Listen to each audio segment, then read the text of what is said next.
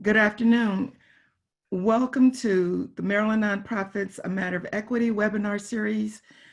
I am Carmen Marshall, the Director of Consulting and also the lead of the equity work at Maryland Nonprofits. Today's session is sponsored by Care First. We thank Care First for their sponsorship. This session is entitled On the Front Lines of Social Justice. We want to welcome all of you this afternoon for an informative session. We're happy to have with us several participants who are currently working in the field of social and racial justice work. All of the lines will be muted. We will ask you to use the Q&A session to ask any questions.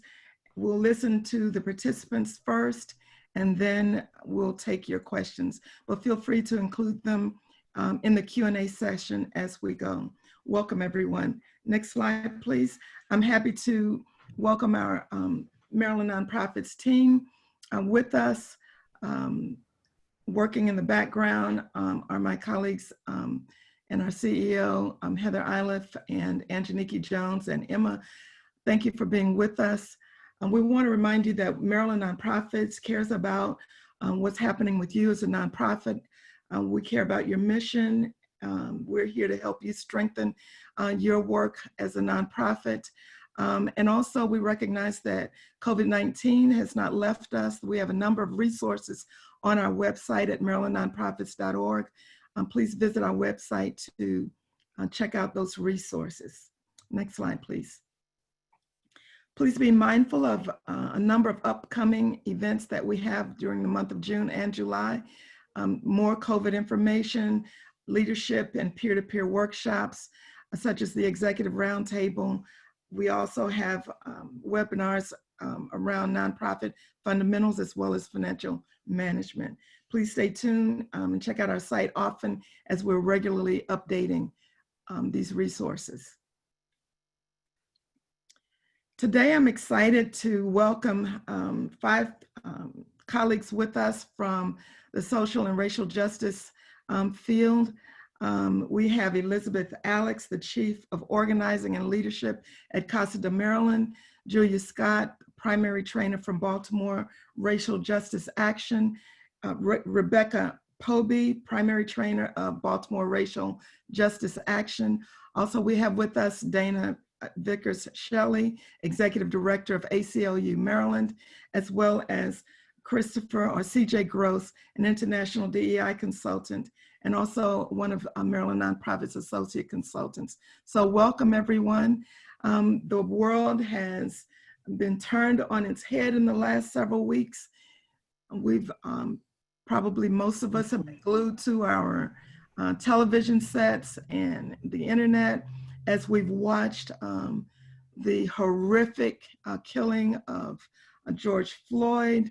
We're reminded of the deaths of so many Black people, not just in recent weeks, but in the past year, not to mention Breonna Taylor and Ahmaud Arbery most recently. And even though their names have been in the news the most, we know that others have been killed, and this whole subject of police brutality has flooded the news. And so we know that that it has left all of us reeling and experiencing a range of emotions.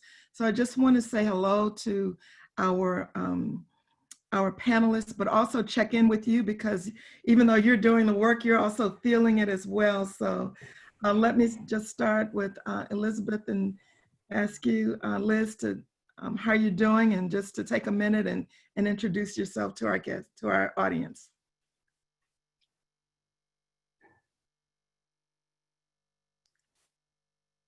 Can you hear me, Liz? Hey, I'm Elizabeth. I can hear you. Can you not hear me? I can now. Good. Elizabeth, Organizing and Leadership at CASA. CASA is You're breaking up. But in the state of Liz, for some reason your sound is going in and out. I'll come back to you. Okay. Julia, how are you? Tell us a little bit about. Hello, I'm good. Good. Well, my name is Julia Scott. I am a primary trainer with Baltimore Racial Justice Action, and I'm also the 13th of the month, one half of the 13th of the month coordinator with BRJA. And this has been a very trying couple of weeks, so I'm very interested in talking more people. Thank you. Thank you, Julia. Rebecca, how are you? I'm doing okay. So I'm Rebecca Pobee. I'm also a primary trainer with Baltimore Racial Justice Action, and I'm also on staff working with organizations on the sort of client side of BRJA's activities. And it's definitely been a whirlwind of a past couple of weeks. Thank you. Dana? Good afternoon. Thank you so much, Carmen and Maryland Nonprofits. It's great to be with you this afternoon. I'm Dana Vickers Shelley, Executive Director of the ACLU of Maryland. We are a civil liberties, civil rights advocacy organization who are working directly focused on race equity to make sure that the promise of the Constitution is accessible to everyone across the state, particularly Black and Brown individuals and folks from marginalized communities for whom the Constitution was not written. Thank you so much. I'm glad to be a part of the conversation today. Thank you. CJ, how are you? I'm doing well, Carmen. Thank you so much for having me onto this special event today. So my name is CJ Gross. I am an international diversity and inclusion equity consultant, working primarily with corporate organizations such as Toyota, Oracle, also do nonprofits, Feeding America. Most of it's national or global, but we also do quite a bit of local training as well in the area of diversity and inclusion, and more so unconscious bias and the science behind, how does the bias lead to all of these things that happen to us today. And so that's what I do full time. Thank you. And I am inspired and motivated. Let me say that's how I'm feeling right now. Okay. Let's see if we can get. Can you hear me now? Liz, can you go ahead? How are you? I apologize, folks, for the technical difficulty. There's a storm over Baltimore happening today. Liz Alex with CASA. We are a membership-based organization organizing working class immigrants and Latino folks in the tri-state area and in Maryland, specifically in the Central Maryland region, as well as the Capital Region in Montgomery and Prince George's. We come to this work really from a lens of the Latino and immigrant perspective, and that is an increasingly diverse perspective, including also Caribbean and Black immigrants throughout our footprint, and particularly in the capital area. I'll stop there for introductions, and really thrilled to be here with this amazing group of folks. Thank you. Thank you, Liz. Let's go to the next slide so we can get Liz started on. Liz, why don't you go ahead and share with us what's happening with CASA, the work, what you're seeing, and I'll ask. Sure. I'll ask all other participants to turn off your video and put yourself on mute while Liz is speaking. Thank you. Awesome. Thank you, Carmen. So I'm going to do just a little bit of background about CASA, who we are, what we do, and also how we do the work that we do, and then dive in a little more on how is that different and how are we responding and hoping to respond under the COVID pandemic, and also under the current ratcheted level of attention and interest and honestly urgency around police reform and racial justice in our city, in our state, and in our country at the time. So a little bit about CASA. I mentioned we're a membership-based organization in Maryland, Pennsylvania, and Virginia. Go ahead, you can do the next slide. And here's our mission. And you'll notice it's super broad, right? And there's the reason building power is highlighted is because that's really at the base of everything that we do. Our mission is to create a more just society by building power and improving the quality of life in working class and immigrant communities. And that's really the base of everything that we're doing. We believe that helping someone by providing a direct service is important because frequently people can't think. If you can't eat today, it's really hard to think about changing the system or building structures to be able to build a more just society. So we do have that combination of direct services and power building and structural change built into sort of the way we approach all of our work. Next slide.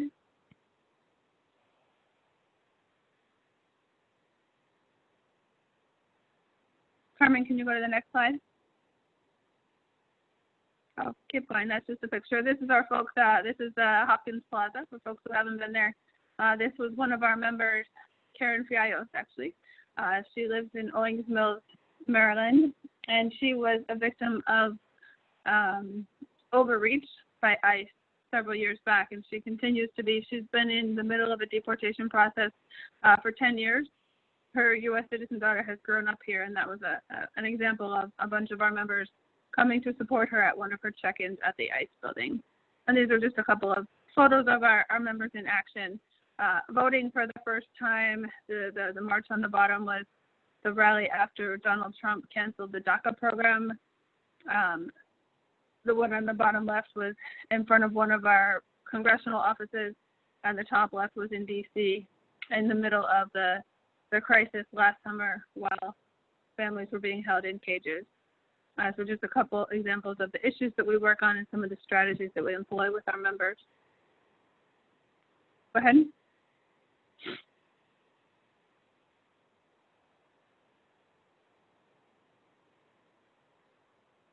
Can you move to the next slide?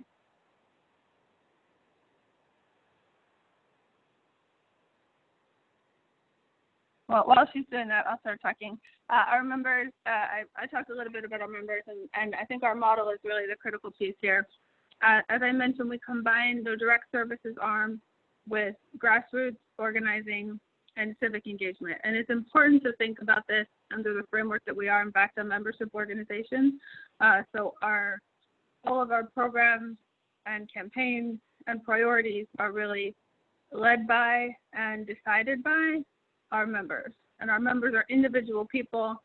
They pay a small sort of symbolic donation to the organization as a membership dues, and they have an opportunity to then join a committee, get more active, and participate in guiding the organization. We have a 38-member leadership council at this moment who actually are voting in this month. They're voting on what are going to be our campaign priorities for the next year.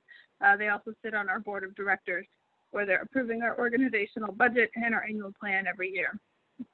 So a little bit about what's in that model.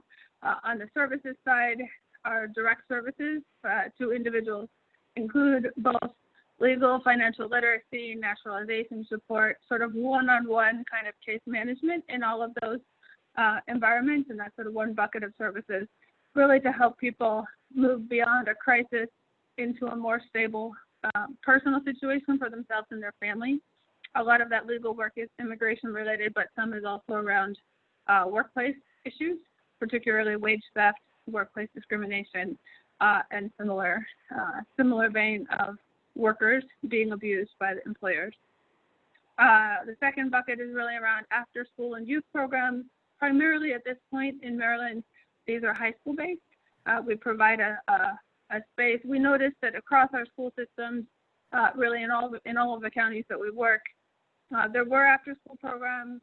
Most of them didn't feel accessible or safe or welcoming, particularly to first generation immigrant students who were limited English proficient. We know over the last 8 years or so, there's been an increase in immigrants coming at the age of 13, 14, 15. And so they're coming directly into high school, which is already a tumultuous time, speaking almost no English. And so the some of the conflict that we saw in high school, the dropout rates, et cetera, were significant. So we really grabbed onto this program and have grown it out. We're actually going to be expanding in the Baltimore area next year to also include middle school programming. And that's a combination of really just a safe space. We call it Mi Espacio, which means my space. Also, and in addition to the safe space, there's, you know, academic enrichment and support with their schoolwork, but also leadership development. And that really builds into some of the organizing work and the long-term power building work that we believe in and that is at the core of our organization. And then the final bucket is around employment, placement, and vocational training. We help people get jobs. Most of the folks that we are supporting are contingent workers, so people being hired as day laborers, as temporary workers. It's a first step in the door. Most of them are immigrant, although we do also serve a pretty decent number, especially in Baltimore and some in Prince George's, of returning citizens who are having a hard time getting what would be considered a regular job because of their background coming out of jail or substance abuse or other sort of personal reasons that kind of put them into the same bucket of workers who are having a hard time getting what would be considered sort of a more traditional employment. And so frequently the sort of contingent work ends up acting like a medium to long-term job interview, and hopefully the goal is that folks will get hired on long-term. But it also serves as an organizing space where we can begin to identify what are the barriers to employment, and are they fair, are they just, and are they even legal in terms of how workers are being treated, how people are being hired and fired, and what the state of the climate is amongst workers and employers in our state. On the organizing side, those are just some of the issues that we organize around. Immigration is always a theme, but a lot of the bread and butter economic justice issues around housing and employment are also a major theme across all of our geographies. Again, these issues are chosen by our members every year, so they vary from year to year. Some years, education and funding for schools, and particularly funding for ESOL supports in schools, is sometimes a major issue. Sometimes it's not, and it varies a little bit jurisdiction by jurisdiction. Policing in the school to prison pipeline is also kind of almost always an issue in almost every jurisdiction. And climate justice is increasingly showing up as an issue that our members care about.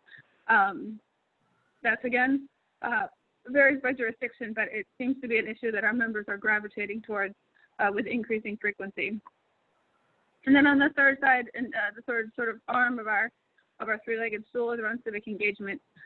So this includes nonpartisan voter registration. It includes advocacy around improving how we vote and when we vote, and things like same-day voter registration that we just experimented with in a very strange election this year. Things like early voting, vote by mail, all these types of reforms and practices. We tend to be in that mix. Also things like language access around voting. These are the sort of angles. Obviously, we work with lots of other partners, but it's a primary part of the work that we do. And related to that, we also played a major role this year and also 10 years ago in ensuring that people are counted in the U.S. Census, and really getting people engaged in everyday civic life, going to a city council meeting, showing up at the school board, understanding how to get involved in all of those decision-making bodies in your lives. So sorry, that was a little bit long. I'm going to move into how has this changed under COVID. I think the next couple slides are just some photos of our members in action. But I would say under COVID, a few things that we're doing that we were not doing before. Somewhere in March, it was around the second week in March, we held a meeting of our leadership council. That sort of primary. These are pictures of our youth programs in different venues. This leadership council, we brought them all together and we said, what do you need right now? What is the most important thing to you right now? And our members honestly said, one, I'm worried that, I've just been laid off. I'm okay right now, but I'm worried that in a few weeks, I'm not going to have food to eat and I'm going to get evicted. So the very immediate need that our members lifted up was around food and being able to pay their rent. And so as a result, we launched sort of three big programs. One was the Solidarity Fund, which we've now raised a little over $1 million into that fund, and our members every other week are approving a list of people, and there's specifically people who have been left out. Most immigrants were left out of the federal CARES package, and honestly have been left out of most of the state and local assistance packages, even in Maryland. And so these are little bits of money, $500, $350 for individuals or families to just help tide them over. It's not a solution. It's a Band-Aid, but it's an important Band-Aid for people who are already living on the edge and on the fringes. It's also a powerful way. We've noticed some of our members who didn't lose their jobs are actually donating into the Solidarity Fund.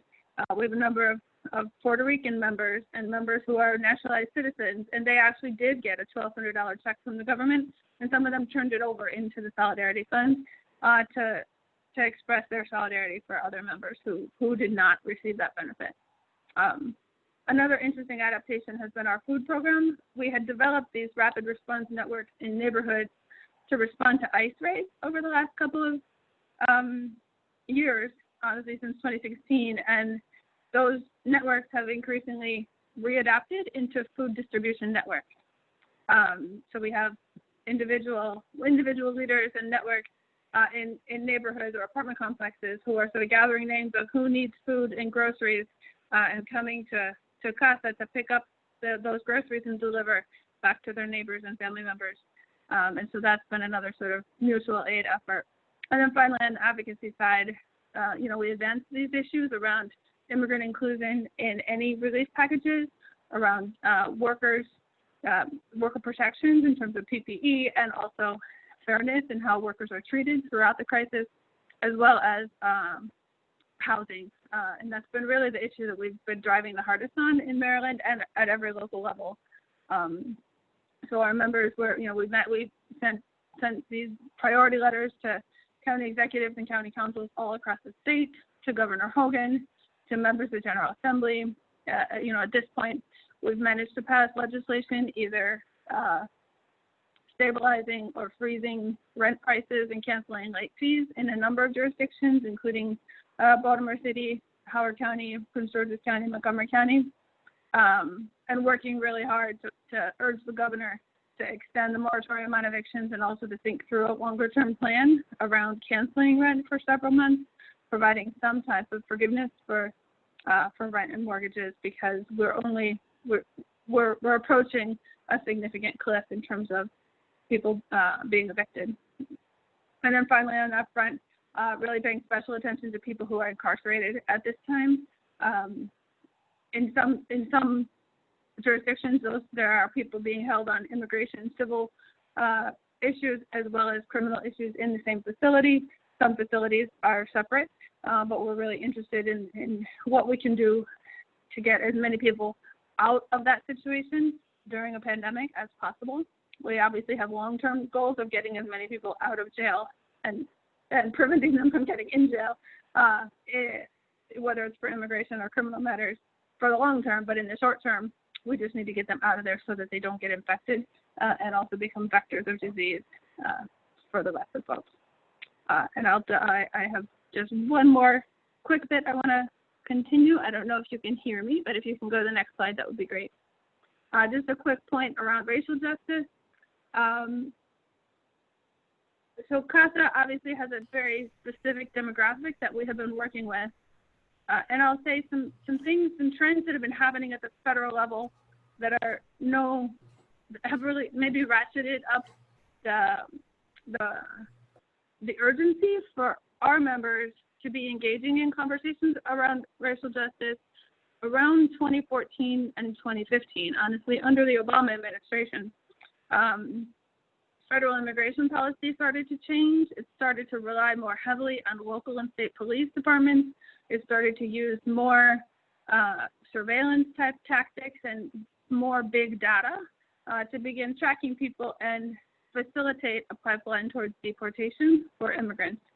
And I don't think it's accidental that around that same time, we also started to see more and more cases of excessive use of force, racial profiling. We started to see these issues sort of coming to a head across the country, honestly, and right here in Maryland.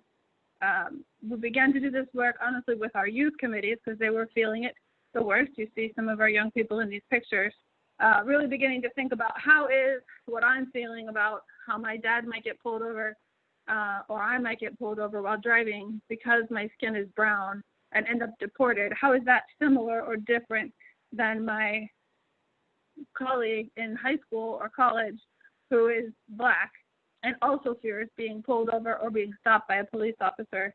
You know, how is that related? How is that connected? And so we started sort of these processes of having conversations and building solidarity, particularly among our young people, but really with our membership. And then 2014 was the first year we attempted to move some legislation at the state level. We failed miserably. And then 2015 was Freddie Gray in Baltimore City. And CASA became one of the founding members of a coalition called the Coalition for Justice, Safety, Jobs. You see some of the signs there. That brought together about 30 organizations centered in Baltimore with some statewide presence as well around what are we going to do about this issue. And so this is where our members really began to dig deep and think about how is our experience, how is our lived experience similar or different from our African-American neighbors and colleagues and friends and family members, and how do we address this situation together. 2016 was the first victory, right, in terms of actually making a little bit of a chink in the armor of the Maryland Law Enforcement Officers Bill of Rights, and also a major campaign drive towards a consent decree in Baltimore City. So our young people who are not as young as they were in some of these early pictures anymore, but they're still engaged. And so I think at this point, 5 years later, this work has been a constant at CASA, particularly in Baltimore and increasingly throughout our footprint. You know, we've worked to pass Trust Act or Sanctuary City type legislation in, I believe it's 12 different jurisdictions throughout the state of Maryland. And in all of those, we're trying to integrate and build together other types of police reforms, whether it's body cameras or other or data tracking or other pieces in there that really prevent abuses by local law enforcement, that would end up in discriminatory policing, people being deported, or people honestly suffering abusive use of force or even death. And so that sort of process, I think, brings us to where we are today. We don't have the answers, but we're in the middle of the conversation, and we're doing everything we can to really address and continue to educate our members. There's a significant issue around anti-Blackness even within Latino communities, even in South and Central America, and here in this country. There's also a different experience, right, of what is the Black experience and the history in Guatemala versus Mexico versus Cuba versus Puerto Rico versus Baltimore.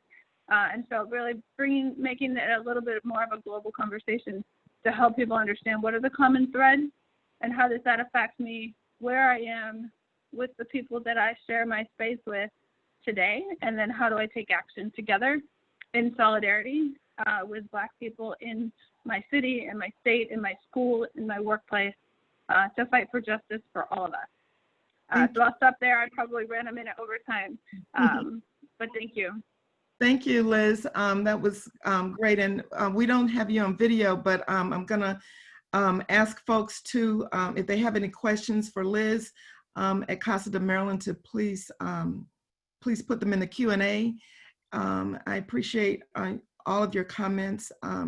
Let's hear now from Baltimore Racial Justice Action. I believe Julia Scott is going to start, and then we'll hear from Rebecca Pobee.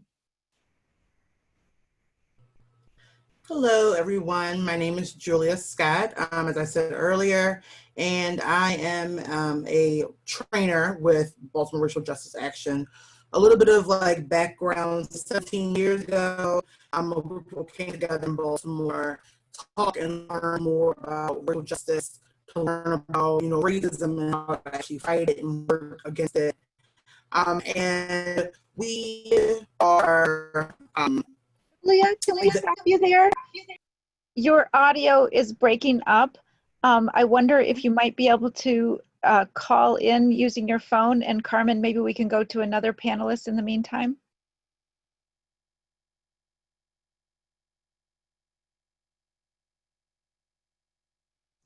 Carmen, if you're speaking, you're on mute. Go ahead, Rebecca, and then Julia, you can dial in and then we'll listen to you from there. Rebecca? Certainly. So while Julia is calling in, BRJA started in 2003 with a small group of racial equity consultants that decided to sort of join together and support each other. Since then, we have grown into an organization that provides training, consulting, and coaching for organizations, public workshops, and then also public events. And we're going to talk a little bit about sort of all three of those buckets of work. And so I'll sort of get started with that. We do public workshops both for white folks and for people of color, and we do those in racial affinity groups. And the reason that we do this is because we know that white people and people of color experience race and the ways that racism shows up in very different ways, and also have very different work to do to dismantle racism. And so having those spaces in affinity groups for white people and for people of color help us each to be able to do our own work. And so I'm one of the facilitators for the public workshops for white people.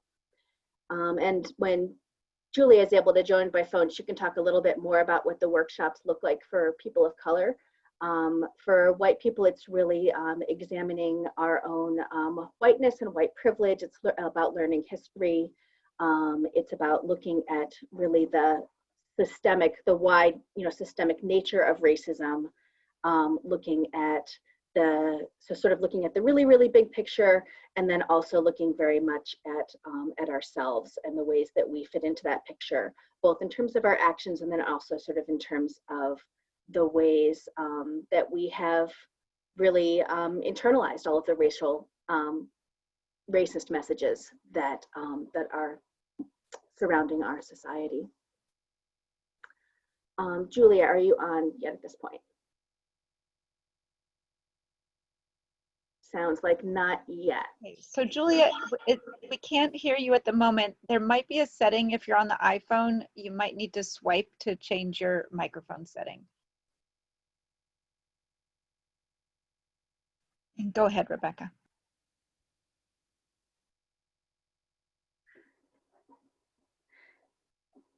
Yes, so the other piece, another big bucket of work that we do is our work with organizations.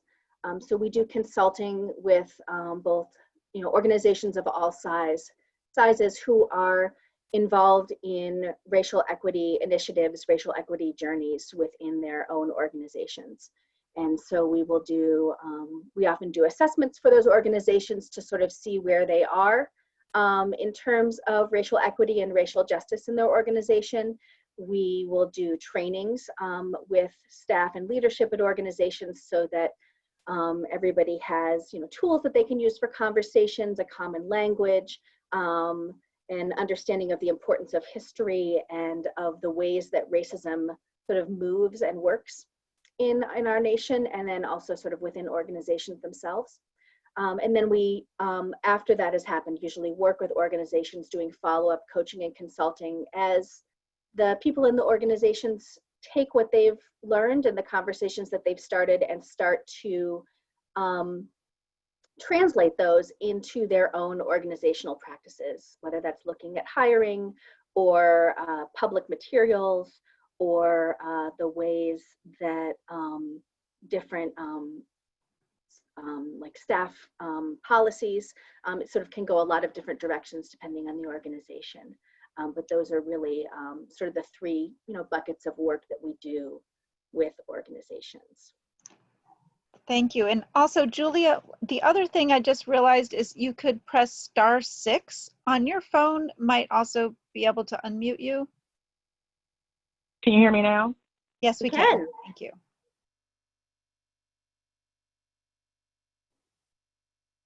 And go ahead. Were you finished up, Rebecca? Did you want to go over to Julia now, or did you have more? Sorry.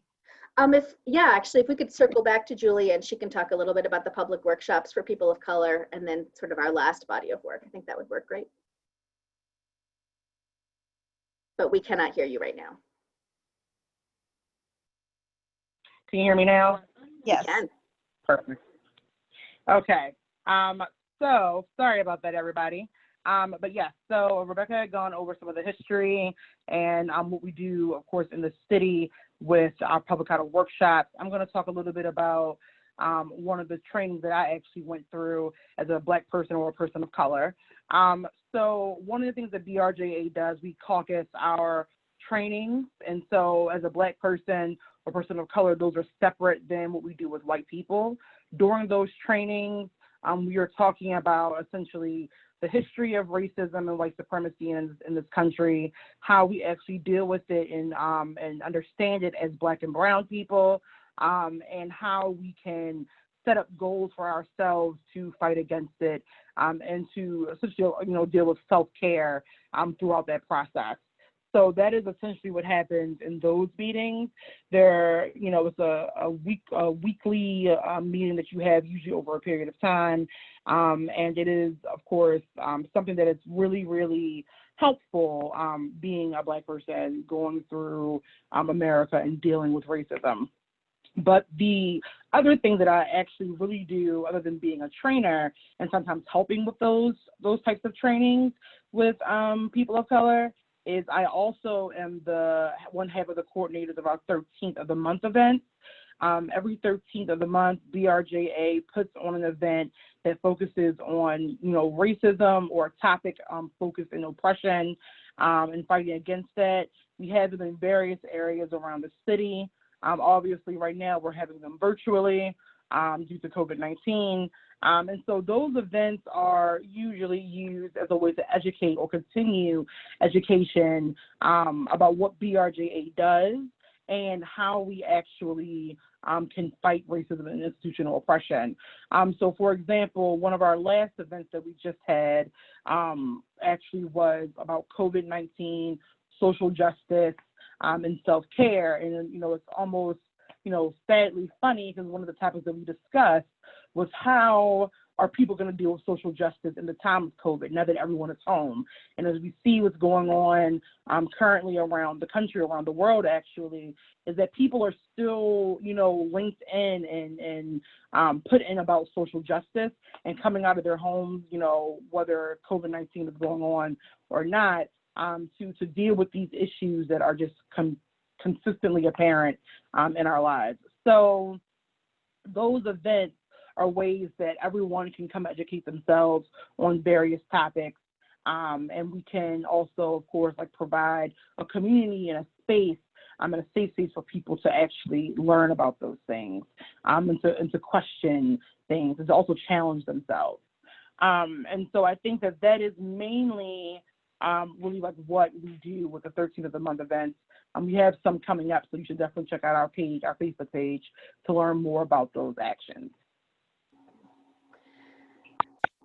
And just to talk a little bit about what the past couple of weeks have been like, I think that it's sort of a very interesting moment for Baltimore Racial Justice Action because we very much focus on the longer term aspects of movement building and direct action. And so whereas this current moment of protest is essential for drawing attention to the many ways that racism and specifically anti-Blackness shows up, in this case, talking about police violence, but so many more examples that you can look at in the world. We're sort of looking at this moment in time, and then we're also very much looking at how does this moment in time fit within this the larger arc of movement building, of transformational change, of education, of analysis, and looking towards action. And so very much thinking, how do we take this moment and how do we translate it into the larger and the longer push for racial justice. And so we've definitely had an increase in people reaching out to us, asking about public workshops, asking about different events and organizations. And so figuring out how do we sort of take this moment and seize this moment and make it into a larger place, especially in this moment of coronavirus, where we also have been working on transitioning everything that we do from small sort of in-person workshops to being online. Right. I think it's really important just to remember, as Rebecca has said, that, these, like with coronavirus, with the pandemic happening, these topics are, even in that coronavirus, even in our healthcare system, it's everywhere. And so these issues don't stop. And that people are being impacted every single day, whether they're staying home, whether they're, considered a worker that has to go to work every day. And so it's really important. I think the thing that's really awesome about BRJA is that we're consistently and constantly trying to figure out the best way to get information out there and to educate people. So this is not just like a waiting in vain situation, that we're consistently working against racism and making sure that we have the best tools possible.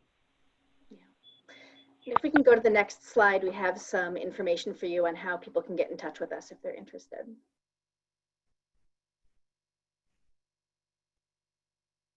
Thank you. Thank you. Thank you, Julia. Thank you, Rebecca. I know there are questions in the chat. Let's go on, and we want to get all the other presentations in, and then you could just check the chat. We'll also answer some of the Q&A, rather, we'll answer some of the questions at the end. So at this point, we want to welcome Dana Vickers Shelley from the ACLU Maryland. Dana, take it away. Great. Thanks so much again, Carmen and Heather and Angeliki, for your leadership in organizing this forum.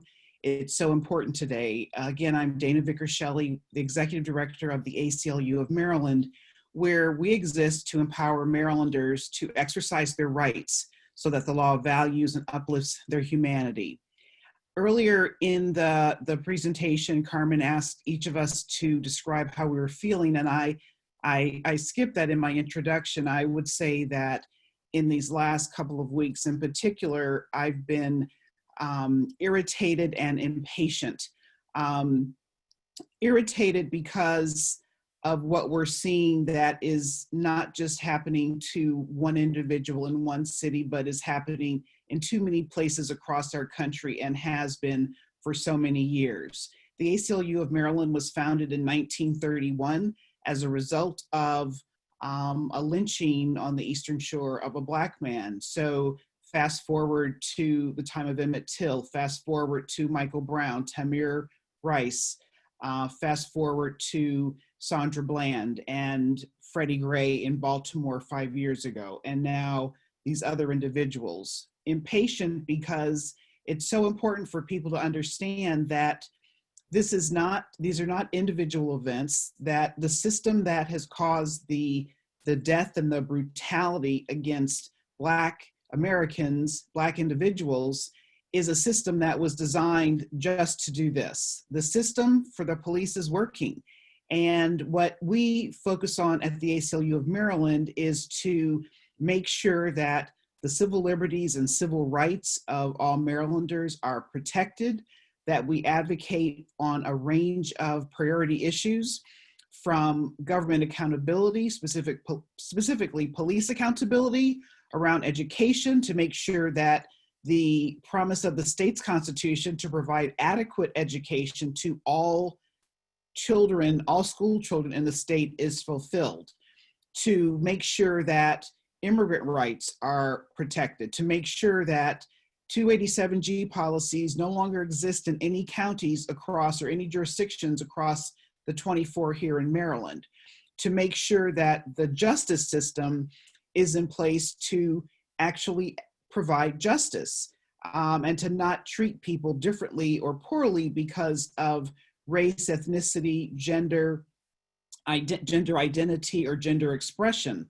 Also, our focus on the policing system, as I mentioned, and individual autonomy, most recently, and the discussion of the work that ACLU of Maryland has been doing during this time of COVID, during this time of a new uprising or a renewed uprising, if you will, for equal justice and equal rights for everyone. Around COVID, drawing on a bit about what Liz Alex shared from what CASA is doing, we've been working with federal and state agencies to make sure that the rights of immigrants are protected, that people aren't held unnecessarily because of civil issues. In times of COVID, it's important that neither immigrants nor longtime residents or citizens of the state of Maryland are unnecessarily kept in prisons in unsanitary conditions and circumstances. And our legal team has been working on that, as well as the work that our engagement, our communications, and our legal and policy teams have been working to address and support individual autonomy. We are looking at the work that the Baltimore Police Department has done in terms of putting aerial surveillance as an eye all over the city of Baltimore, infringing on individuals' rights of privacy. We're very concerned about that. We filed a lawsuit against that, and that's something that we continue to advocate against and see that no longer moves forward. Around education, our work continues as we focus on both funding classrooms across the state where there is not adequate funding. We're very disappointed in the governor's decision to veto the Kerwin bill.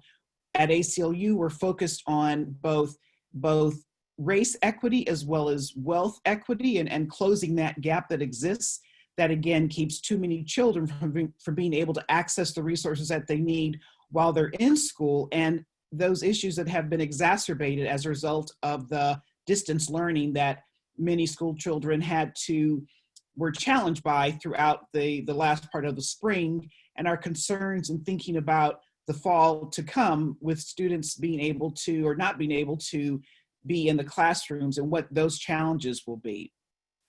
We're also focused on making sure that across government, that the government is accountable to its citizens. We're focused, as I said in the beginning, is to make sure that the promise of the Constitution that was designed not for everyone who lives in Maryland now, not for Black people, not for women, not for folks without land, but we want to make sure as a part of our racial equity focus that in doing our work, we are including and being led by the leadership and the expertise of individuals across the state who are directly impacted by some of these laws and some of these practices. I'll stop there. We're also focused on one more thing. We're also focused on voting rights. We worked with an amazing coalition of voting rights advocates and leaders across the state, including CASA, Common Cause, including Everybody Votes, to make sure that mail-in vote was available to everyone across the state. Our primary didn't go as planned because of some, we would describe it as incompetence with the State Board of Elections. We want to see improvements made immediately, and our group of advocates is working very closely to make sure that every person in the state who wants to vote, who's eligible to vote, can cast their vote in November and will not have any difficulties, will not have long lines, will not have confusion, will get their ballots on time, etc. These are all extremely important to make sure that everyone has access to their civil rights or civil liberties. Thank you again, Carmen, for the opportunity to participate today. Thank you, Dana. We want to go right into, if you have questions for Dana or any of our panelists, would you please type them into the Q&A, and we will circle back very shortly to try and answer as many as we can. I'm going to ask CJ now if he would come on video and unmute himself. And CJ, tell us a little bit about the work that you're doing. I'm going to challenge you to stick to our time so that we can get questions in. Take it away, CJ. Absolutely. I got my timer up. So my name, again, CJ Gross. I'm an international diversity and inclusion and equity consultant. So I primarily train Mostly Fortune 500 companies, but I also work with national nonprofit organizations and local nonprofit organizations. I work with the United States Air Force, Pew Research Center, University of Maryland, Toyota. So those are the type of companies that I work with. And what I do is I go into organizations and I deliver a training based on brain science. And one of the pieces of research that we use is from a book called Thinking Fast and Thinking Slow by Daniel Kahneman, which is really about brain science. He says that we use two parts of our brain. There's two systems in our brain, and that system one allows us to have that immediate response to what's happening in front of us. And the reason why I chose to focus on this particular type of work is because I believe that unconscious bias, the brain science behind it all, is underneath a lot of our challenges. And although what is going on with the social, the unrest across the nation, and there's different people working it from different angles, from a policy angle, from racial and social justice, and I'm working at it from a brain science place. And the reason why this is important, I was talking to different colleagues from different backgrounds, African-American man in Atlanta, and talking about some of the challenges that he was dealing with from a corporate perspective, because now people are afraid to, communicate to him and talk to him because they don't want any challenges. I had another woman that is white, she's gay, but she's also a part of the corporate world, but she lives in a predominantly African-American neighborhood. And after this whole incident, someone spat on her and some other things that happened as well. And I said to her, well, what is the real challenge here, right? So it really is at its core, when something is happening, the brain is taking it in and creating a narrative. And what happens is we are, without awareness, without intention, without control, our brain is reacting and making a story up about how we're going to, what this means to us and how we're going to respond to it. And it prevents us from having conversations after the wake of this situation. And that's one of the challenges in the area of law enforcement, corporate responsibility, social justice, and all of these different components. And so once we have this understanding, I believe it's easier to have a conversation. I'll give you an example. I work with a engineering firm in Boston, right? So if you've been to Boston, there's already some racial challenges there, right? So I come in as I was the tannest person in the room, and I'm delivering this to pretty much predominantly white men that are engineers, they're bottom line people. They're like, how's this going to affect us in getting the job done, meeting quota and all those other things, right? And because I approached it from this objective perspective, when I said, I didn't blame, shame anyone that you're a bad person, but I talked about the brain and the brain science and how it works and how we have bias against when we get on an airplane and we're walking down the aisle, less than 3 seconds, we make a decision about who we're going to sit next to. That's bias. Now, racial bias obviously has a different effect than sitting next to someone or not, and it can change the trajectory of someone's life, but it is the same bias that causes that. And once they got that, they're like, oh, I get it, I understand it. And then the conversation starts to be created, and then we start talking about equity plans. We start talking about mentorship. We start talking about opportunities, and we start talking about racial justice, all those other things. And in my experience did not happen until there was a baseline of the brain science and how's this happening in every situation. Doesn't matter if you're white, if you're black, it doesn't matter if you're Latino, if you're a police officer, if you're in the corporate world, or if you're just a community, but if you're a community leader, or if you're at the church, we all have it. And as we're delivering these trainings, there are change that's happening on that level. And then we move them to the equity conversation. And then we move them to what we call crucial conversation, which is many leaders are challenged to have right now, especially heterosexual white men, because again, I don't want to be blamed for anything. I don't want to do anything wrong. I want to help, but and that's not really helping. And once we get to that place where we have a conversation and create empathy on both sides, then we move to real equity plans that actually are implemented and funded and lived out, whether it's in the corporate world, in the community, or just individually. Elizabeth spoke to a couple of things. So I live in Baltimore. I have a house in Puerto Rico. I speak a poquito de español, but I also spoke in Chile. And the more I see what's happening globally, it's a very similar thing. But again, the impact is different.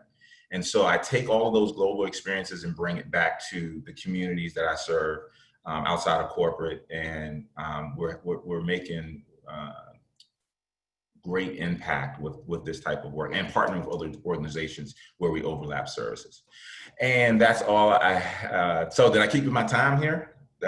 Absolutely did. Thank you very much. I think we have some, thank you, CJ. I'm going to ask all of the panelists to come back on video and audio. I think we have some questions here. Angelique, are you still there? Let's see. Let me go to the Q&A. Yes, we have one question, and this is to BRJA. Does BRJA do trainings with organizations outside of Baltimore? We're in DC. The short answer is yes. We tend to have conversations with organizations as they're interested in our services, and we talk about scope and timeline and all of those things. But when it works out for us to be in other places outside of DC, yes, absolutely. Thank you. All right. Is there another question which just popped up? What jurisdiction are you in? From Nicole to all of the panelists. I'm sorry, CJ, could you share the title of your book again? Are there other questions? Yes. Is there evidence that providing implicit bias training to police officers reduces unconstitutional stop, search, and arrest or use of force? So does the training work, essentially? Who's that question towards? Sounds like that may be for CJ. Okay. So as far as unconscious bias goes, I can't say that that's true, but I know in terms of training in general, and that's usually a combination of unconscious bias. That's also looking at systems, because there are systems in place already outside of unconscious bias that even if you're not biased, the system is biased. With those efforts, there are research that shows that there are going to be the numbers are going to wane in terms of communication, police stops, and we've done it under HR as well, where people are hiring one group of people versus another group of people when we've done blind studies. So yes. Dana, did you have some thoughts about that? I did. I appreciate the question. I think it's helpful for people to, again, really understand these are not one-off cases or situations, and the idea that, doing implicit bias training or doing one thing or doing something else is the answer to the problem. The system was designed and has been around for 150 years. The police patrols were put together to track down freed slaves to put them to work in labor camps. So over 150 years, the system has been perfecting itself, if you will. And so that's why it's not helpful to talk about the one bad apple or the bad apples. The root, the system, again, the system is designed to do what it was created to do. That's why, as CJ describes, and as the work that BRJA raises, it's a range of things, but if you've got to start with, you've got to understand from whence this came and to know all the different strategies that are going to be essential to correcting it and to ending and reducing police brutality.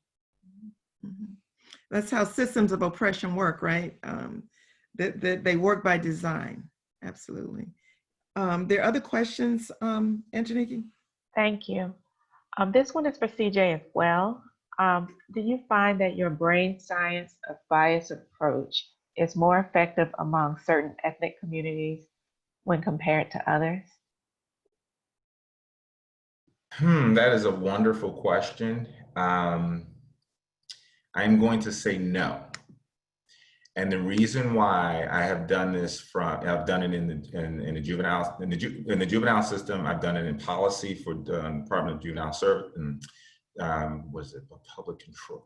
So I'm trying to remember the name of the organization or the government agency, but for those who make policy in the justice system, in Maryland, we've done it for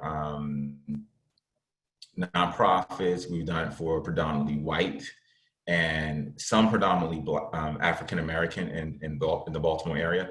And my experience, and this is why I use it, because it's effective across the board, and it's again not it doesn't solve everything, but it opens up a different conversation. So I would say no, that it doesn't work better for one group versus the other. Yeah, that's what I would say. Thank you. And tools are just that, right? People respond differently to the different tools that you use, and there is no magic bullet. We have to pull all of the resources out and bring them to bear. Thank you. Any more questions, Angeliki? One more. What advice do the panelists give for an organization starting up a new committee on increasing cultural diversity and addressing some of the systems of oppression which have led to the issues we are addressing today? Anybody want to take that? Go ahead, Dana. Sure, thanks. I can say something to that point. The first question that I would ask is, why are you starting a new organization now? To ask, have you done the research to see if the mission that you've set out for yourself, is that work already being done? Is it being done? Is it being led by folks who are directly impacted by the issues that you are trying to resolve? Are people who have direct experience and expertise in those issues, are they directly involved in your leadership of the organization? Because again, all of these, the American system is based in white supremacy. We have to know that and understand that. Even organizations led by, I currently lead the ACLU of Maryland, but our organization has been around 100 years. So all the great things that we try to do are, for lack of a better word, infected by white supremacy and racism. You have to ask the right questions from the very beginning. I would suggest a race equity frame. Diversity is great, it exists, but to really get this done correctly and be effective, and to get rid of racist and oppressive systems and policies and procedures, you have to understand and get at the heart of how our system, how our country, how all of our institutions, what they're all based in. Thank Julia you. looks like she's getting ready to say something else about that. Julia, you're muted, Julia. Great. So I think, what Dana had brought up is not only if people are already doing that work in the area that you're interested in, what is the best way you can also support that work? I think that a lot of the times, look, I don't doubt that everyone is very passionate and they want to make a difference. But sometimes there are, too many hands in the pot. And what ends up happening is that people who maybe have, more degrees, who have a little bit more power, end up being the faces of these organizations and of these movements. And I think it's really important that if you see an issue, and that there are people out there who are actually a part of that community or a part of that group who are out there doing the work. They just need a little bit more funding. They need some more volunteers. They need, some more support. Then it is on us to make sure that we are actually supporting them. So not just like, kind of reinventing the wheel every time. It's something that we should definitely be cognizant of, because there is also something else that ends up being steeped in kind of like this white supremacist like view of like how power moves. So we have got to make sure we're supporting organizations that are led by people who are directly impacted. Thank you. Anyone else? Yes, please. I wanted to add just one thing talking about the idea of diversity and specifically the idea of racial diversity. That merely means that people of different races are present. It has nothing to do with the power that people hold. It has nothing to do with the decisions that people, who is able to make decisions, who controls the budget, who decides what the agenda is. And so diversity just means that people are there. It doesn't have anything to do with who actually holds power. That's right. Thank you. Do we have any other questions for panelists? Yeah, I just want to, I think CJ is going to have to leave us just a few minutes early. So I just want to maybe ask if we can maybe go into final takeaway. Sure. So CJ, before you, and I'll ask the other panelists to give this some thought to respond as well. CJ, if there's one or two things that you want people to take away before you jump off the call, what would they be? So definitely unconscious bias training and crucial conversations, being able to lead in these crucial conversations, but also to develop equity plans individually, corporately, and as a community. All right. We appreciate you being with us this afternoon. Hope to see you soon. Thank you. Thank you. All right. Hang on, other panelists. For the rest of you, what would you want to leave with our audience before we wrap up today? Either one or two hopes or things people can do to get involved going forward. Who wants to go first? Liz, we haven't heard from you in a minute. Any final takeaways? Can you hear me on the phone? I can. Yeah. Yep. Cool. I mean, I would just encourage all of us, we're all operating in nonprofit organizations. I would encourage all of us to look inside first. We have energy right now. Our staff and our members and our volunteers have energy right now.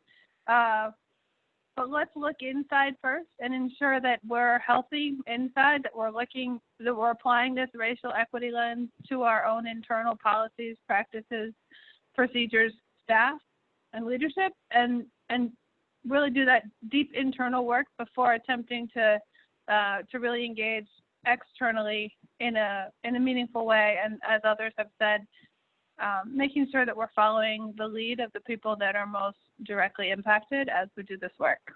Thank you. Thank you. Julia, any final takeaways? Yes. So I think one of the biggest things, and particularly for people of color who are in this work and who are kind of dealing with the kind of onslaught of media and everything that's going on, is to, for one, please take care of yourself during this time. The length of time it takes to arc towards justice is very, very long. And so in order to make sure that you are taking care of yourself, to actually be there for some of this work, you've got to make sure that you are practicing some self-care. So that's one of my main things that I've been trying to do myself over the last couple of weeks. And I've been failing and winning in different elements. But I will also say that it is so important to make sure that you are educating yourself, that you are taking the time to listen, that you are taking the time to actually investigate some of your own kind of issues or biases that you might have and hold. And when you are hearing things, we're hearing a lot of information from the media, for example, about like abolish the police or defund the police, and there's been a lot of pushback. And, I think that these are kind of conversations that have been going on for a very, very long time. So So it's important to make sure that you are researching, not just taking what we are receiving, but really doing your own work and investigating your own issues and not depending always on other people to do that for you. So taking time for yourself, self-care, but also like taking some time to educate yourself is the biggest thing. Thank you, Julia. What about you, Rebecca? Any final comments? Yeah, so I would, sort of have a message specifically for the white people, which is that as you're thinking about educating yourself and you're having these conversations, don't burden your colleagues of color with the burden of educating you. That is not their responsibility. They are not getting, paid extra to do that. And so find sources, find ways of educating yourself that is not, calling on your colleagues and friends of color to do that work for you. And as you're thinking about that education, it's looking at the big picture, it's looking at the systems, it's looking at the history, like Dana was talking about the history of the police. If we don't know about that history, then we can't really have a conversation about what's going on today. And then it's also really looking inside and looking at the ways that racism and white supremacy has influenced us on the inside. And so sort of those two things. Yeah. Thank you so much, Rebecca. Dana, you have the final word. Again, thank you so much, Carmen. It's been great to participate with you all this afternoon.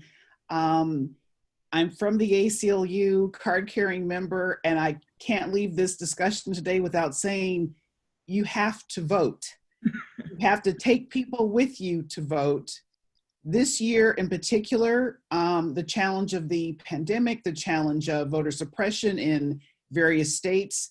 Last night I watched a presentation that Stacey Abrams gave, a discussion about voter suppression, and she talks about when there's malfeasance and incompetence together, that yields voter suppression. In our state, we don't necessarily have to worry about malfeasance, but you have to go out there and participate. You have to get the information. The down ballot votes, for those of you with colleagues and friends in other states, governors, judges, state representatives, mayors, district attorneys, these are the people who make the decisions about how and in what ways Black lives matter. So we have to be vigilant. We have to vote. We have to participate. There's so many ways to access democracy. Voting is one of them. And I hope I see all of you virtually at the polls in November.